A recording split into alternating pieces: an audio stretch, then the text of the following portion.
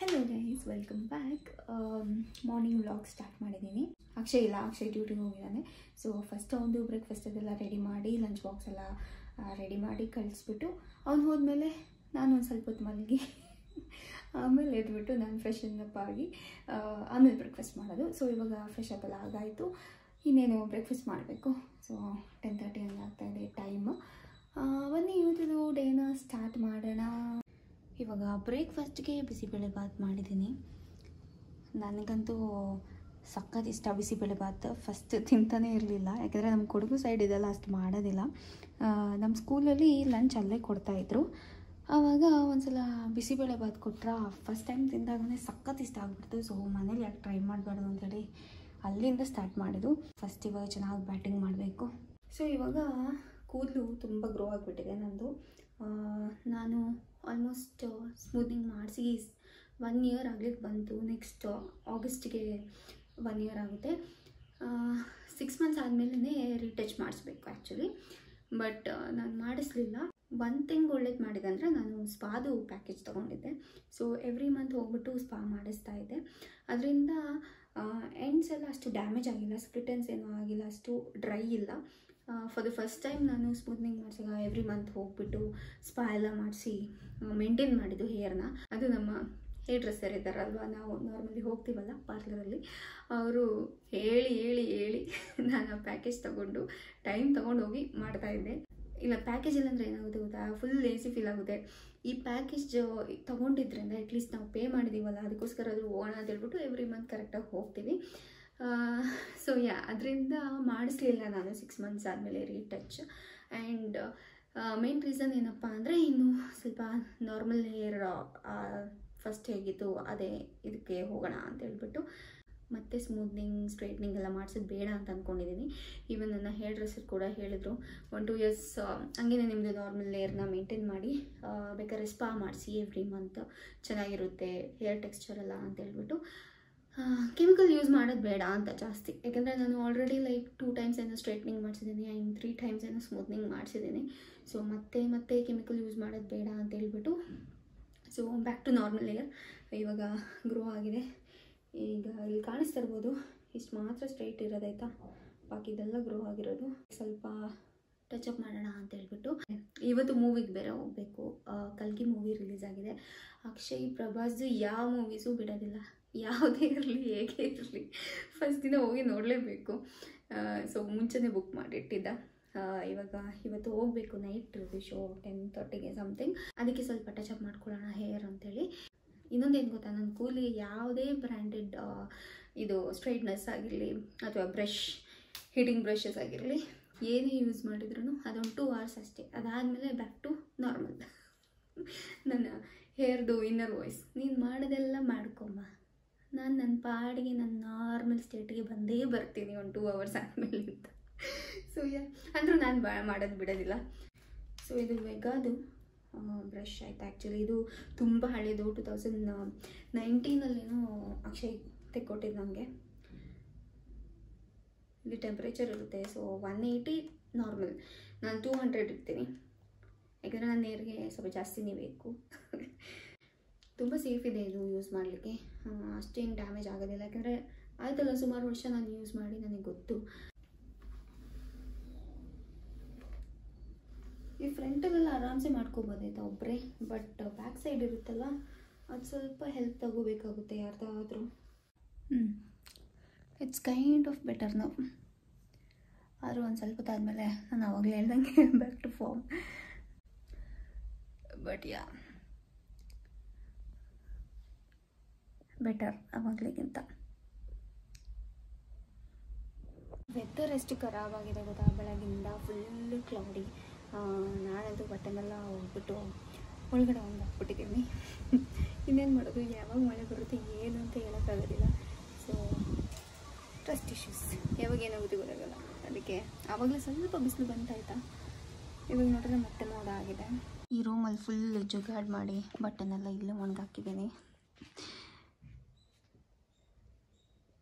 ಇದು ಮಾಮೂಲಿ ಬ್ಯಾಂಗ್ಳೂರಲ್ಲಿ ಒಂದು ರೂಮ್ ಎಕ್ಸ್ಟ್ರಾ ಇದಕ್ಕೋಸ್ಕರ ಅಂತಲೇ ಹೇಳಬೇಕು. ಇಲ್ಲಿ ನೋಡಿ, ಅಕ್ಷಯ್ ಇದು ಗಿಫ್ಟ್ ಬಾಕ್ಸ್ ನನಗೆ ಫುಲ್ ಫ್ರೂಟ್ಸ್. ಈ ಪ್ಲಾಸ್ಟಿಕ್ ಯಾಕೆ ಹಾಕಿಟ್ಟಿದ್ದಾನೆ ನನಗಂತೂ ಗೊತ್ತಿಲ್ಲ. ಆಲ್ರೆಡಿ ಇಲ್ಲೆಲ್ಲ ಹೋಲ್ಸ್ ಇರೋದಾಯ್ತಾ. What's the use? I have no idea. ಇವಾಗ ಒಂದು ಮ್ಯಾಂಗೋ ತಿನ್ನೋಣ ಅಂತ ಲಂಚ್ ಆಯಿತು. ಸೊ ನೋಡೋಣ ಹೇಗಿದೆ ಅಂತೇಳಿ. ವಾಶ್ ಮಾಡಿದ್ದೀನಿ. ಇದು ಒಂದು ಫುಲ್ ಅಂತೂ ನನಗೆ ತಿನ್ನೋಕ್ಕಾಗಲ್ಲ. ನೋಡೋಣ ಎಷ್ಟಾಗುತ್ತೆ ಅಷ್ಟು ತಿಂದ್ಬಿಟ್ಟು ಬಾಕಿದು ಬಾಕ್ಸಲ್ಲಿ ಹಾಕಿ ಫ್ರಿಡ್ಜಲ್ಲಿ ಇಡೋದು ಅಷ್ಟೇ.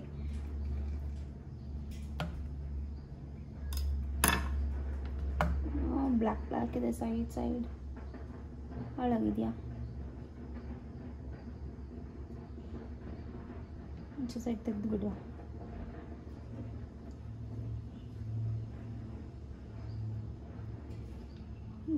ಮತ್ತೆ ಇಲ್ಲಿದೆ ಪೀಲೆ ಹಂಗೆ ಕಾಣಿಸುತ್ತೆ. ಸುಮ್ಮನೆ ತೆಗೆದ್ನಲ್ಲ. ಗಾಳಿ ಅಂತೂ ತುಂಬ ಬಿಸ್ತಿದೆ.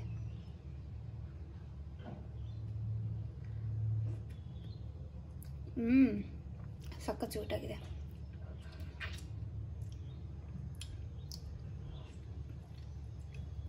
ಯಮ್ಮಿ.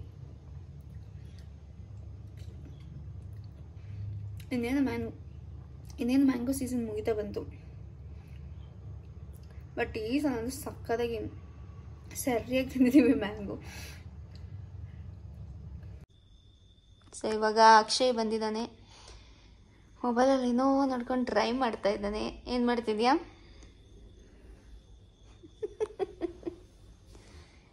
ಏನಿರ್ಬೋದು ಇದು? ಗೆಸ್ ಮಾಡಿ.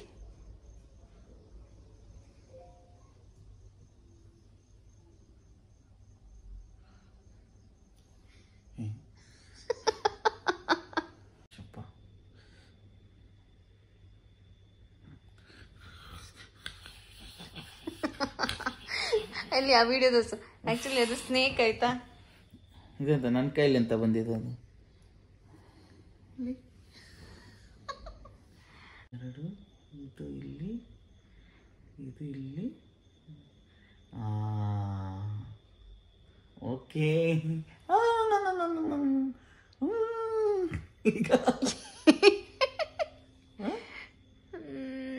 ಇಲ್ಲ, ಏನೋ ಮಿಸ್ ಹೊಡಿತಿದೆ. ಈಗಂತೂ ಮಿಸ್ ಹೊಡಿಯೋ ಚಾನ್ಸ್ ಇಲ್ಲ. ಸೊ ವಾಟ್ ಅದೇ ಅಂದರೆ ಟಂಗ್ ಸ್ವಲ್ಪ ಸಪ್ರೇಟ್ ಆಗಬೇಕು ಇದಕ್ಕೆ, ಹೆಡ್ ಇದಕ್ಕೆ.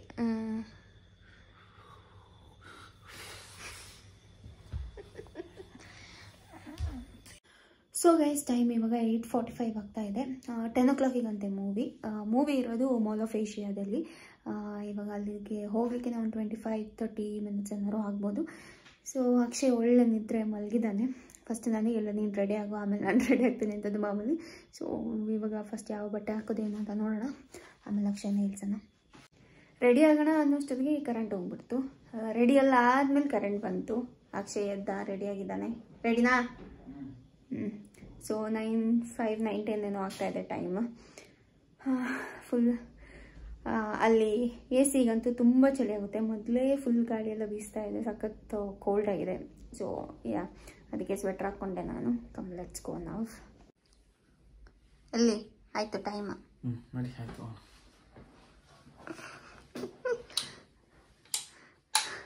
ಸರಿ ಹೊರಗೆ.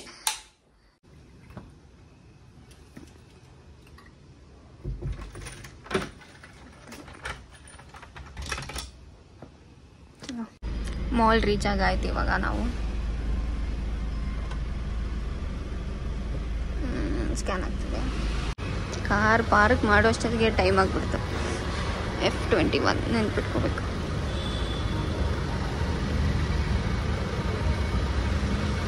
ಇನ್ನೇನು 5 ನಿಮಿಷ ಏನೋ ಇದೆ ಅಷ್ಟೇ ಮೂವಿ.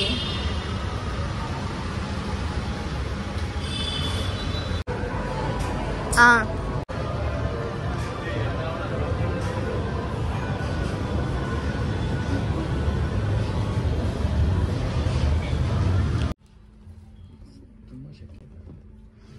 ಕೂಲ್ ಆಗೋದಕ್ಕೆ ಸ್ವಲ್ಪ ಹೊತ್ತಿಗೆ.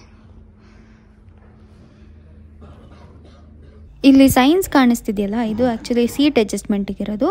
ಮತ್ತು ಫುಡ್ ಕೂಡ ಆರ್ಡರ್ ಮಾಡ್ಬೋದು ನೀವು, ಅವರೇ ಇಲ್ಲಿಗೆ ತಂದು ಸರ್ವ್ ಮಾಡ್ತಾರೆ.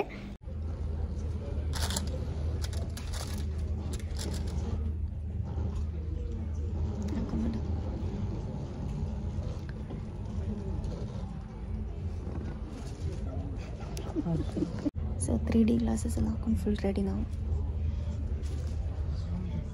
ಇನ್ನು ಸ್ಟಾರ್ಟ್ ಆಗಿಲ್ಲ, ಇನ್ನೂ ಬೇಕು ಅಂತದೆ 10 ಮಿನಿಟ್ಸ್ ಬೇಕಲ್ಲ. 10:30 ಸರ್. ಸುಮ್ಮನೆ ಓಡ್ಕೊಂಡು ಬಂದಿದ್ದಾಗ ನನಗೆ ಬಂದಿದ್ದು ಸುಮ್ಮನೆ ಓಡ್ಕೊಂಡು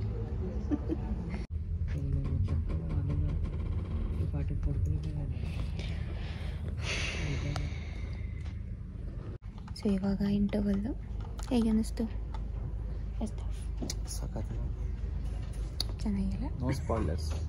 ಚೆನ್ನಾಗಿಲ್ಲ, ಬೋರ್ ಅಂದರೆ ಬೋರ್. ನಾನು ಮಧ್ಯದಲ್ಲಿ ಮೊಬೈಲ್ ಯೂಸ್ ಮಾಡ್ಕೊಂಡು ಕೂತಿದ್ದೆ, ನಂಗೆ ಇಷ್ಟ ಆಗಿಲ್ಲ. ಏನಂದರೆ ಮೂವಿ ಸ್ವಲ್ಪ ಡ್ರ್ಯಾಗ್ ಮಾಡಿದ್ದಾರೆ. ಅದೆಲ್ಲ ಎಡಿಟ್ ಮಾಡಿಬಿಟ್ಟಿದ್ರೆ ಇದ್ದಷ್ಟು ಮೂವಿ ಯಾವುದೂ ಇರಲ್ಲ, ಅಷ್ಟು ಚೆನ್ನಾಗಿ ಬಂದಿತ್ತು. ಸ್ವಲ್ಪ ಡ್ರ್ಯಾಗ್ ಮಾಡಿದ್ದಾರೆ, ಸುಮ್ಮನೆ ಬೇಕಿಲ್ದಿರೋ ವಿಷಯ ಎಲ್ಲ ಸ್ವಲ್ಪ ಅಲ್ಲಿ ಹಾಕ್ಬಿಟ್ಟಿದ್ದಾರೆ. Maybe second part 2 parts ಇರೋದ್ರಿಂದ ಅದನ್ನ ಇನ್ನೊಂಚೂರು ಡ್ರ್ಯಾಗ್ ಮಾಡಿರ್ಬೋದು, ಇಲ್ಲ 1 ಪಾರ್ಟಿಗೆ ಮುಗಿಸ್ಬೋದು ಆಯಿತು ಅನಿಸುತ್ತಲ್ಲ.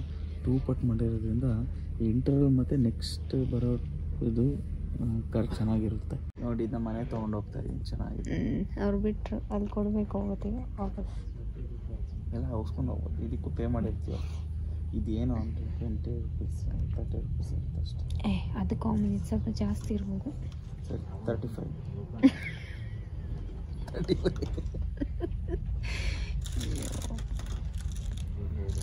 3D glasses, sanitize for your hygiene. Delicate glasses of the sandal with care, do not use clothes for please return. ಏನಾರು ಆರ್ಡರ್ ಮಾಡೋದಾ? ಬೇಡ, ಮನೇಲೇ ಇದೆಯಲ್ಲ.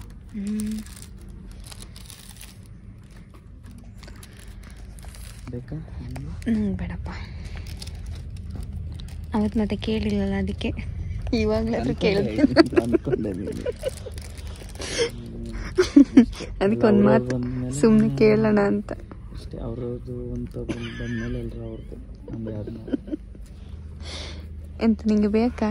ಬೇಡ.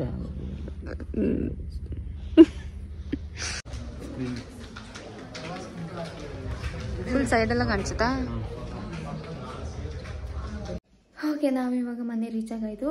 ಟೈಮ್ ಇವಾಗ 2 o'clock ಆಗ್ತಾ ಇದೆ. ಮೂವಿ ಏನು ಗೊತ್ತಾ, first half full boring, second half ಸಕ್ಕದಾಗಿದೆ. ಮೇಕಿಂಗ್ ತುಂಬ ಚೆನ್ನಾಗಿದೆ. ಅಕ್ಷಯ್ಗೆ ತುಂಬ ಇಷ್ಟ ಆಯಿತು. Movie visually it's a treat. ಕಣ್ಣಿಗೆ ನಿಮಗೆ ಇದು ಕೊಡುತ್ತೆ. ಮತ್ತು ಎಲ್ಲ ಹಾಲಿವುಡ್ ಥರನೇ ನೆಕ್ಸ್ಟ್ ಲೆವೆಲ್ ಇದು ಮಾಡಿದ್ದಾರೆ, ಪಿಕ್ಚರ್ ತೆಗೆದಿದ್ದಾರೆ. ಮತ್ತು ಸಿನಿಮಾಟೋಗ್ರಫಿ ಆಗಿರ್ಬೋದು, ಬ್ಯಾಕ್ಗ್ರೌಂಡ್ ಮ್ಯೂಸಿಕ್ ಎಲ್ಲ ಚೆನ್ನಾಗಿದೆ. ಸೆಕೆಂಡ್ ಹಾಫ್ ಹೇಗಿದೆ ಹೇಳು? ಸೆಕೆಂಡ್ ಹಾಫ್ ಅಂತೂ ಅಲ್ಟಿಮೇಟ್, ಮಾತ್ರ next level. Actually second half first half ಇಟ್ಬಿಟ್ಟು ನೆಕ್ಸ್ಟ್ ಪಾರ್ಟ್ 2ನ ಸೆಕೆಂಡ್ ಹಾಫಿಗೆ ಇಟ್ಟಿದ್ರೆ ಐ ಥಿಂಕ್ ಎಲ್ಲೋ ರೀಚ್ ಆಗಿಬಿಡ್ತಿತ್ತು. ಏನು ಮಾಡೋಕ್ಕಾಗಲ್ಲ. ನಾನು ಮಾತಾಡ್ತೀನಿ ಆ ಡೈರೆಕ್ಟರ್ ಜೊತೆ, ನೋಡೋಣ ನೆಕ್ಸ್ಟ್.